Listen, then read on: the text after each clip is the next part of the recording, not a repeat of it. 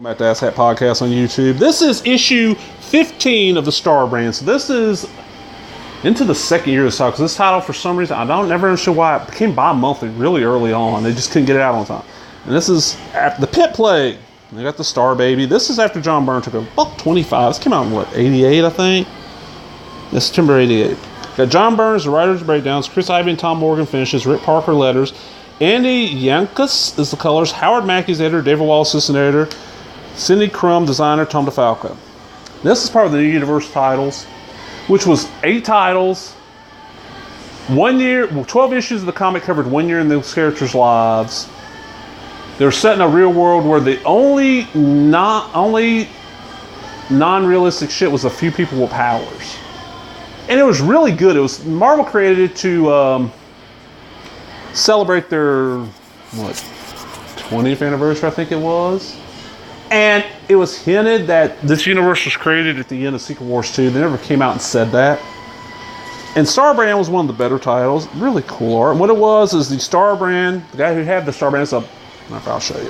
This thing is a symbol of power. He had it. He didn't want any more. He flew up above Pittsburgh and tried to embed it into a weight, like a hand weight from it, right? And it caused an explosion that killed like everybody in the Pittsburgh area. And that became like the rallying point for the Universe titles, because by then they were down to about 4 titles, I think. Yeah, DP7, Psi-Force, Justice, and Star Brand. Because original 8 was Merc, Spitfire and the Troubleshooters, Night Mask, Kickers Inc., and then the 4RA name. I read every one of the titles for at least the first 4 or 5 issues, and then started dropping them. By the time this was happening, I was reading DP7 was about it, and then years later in the comic book cheap bins, I started picking up all these.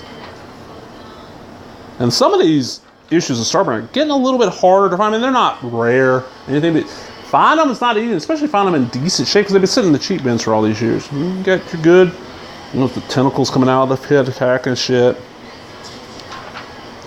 The Star Baby, which is pure Star Brand energy. There's the original Star Brand, Ken O'Connell. Oh, what is this? Okay. It's a little short story. Eric Siri, Rod Ramos, Donald Hudson, Ken Lopez, Mark Siri, Howard Mackey, Tom DeFalco. This is after this is about the draft. They started drafting the paranormals, or whatever they called them in this universe, into the army. And I had at one time a full run of Star Brand. I'm missing a couple issues here and there. And by the time, towards the end of the run, these are only available in like comic shops, which kind of suck. But yeah. Really cool stuff, and really well written, especially the 4 that continued on past that original run. 4 that made it past the first year. Those are well, DP7's great. Mark Grunwald. Psi-Force had more than one writer.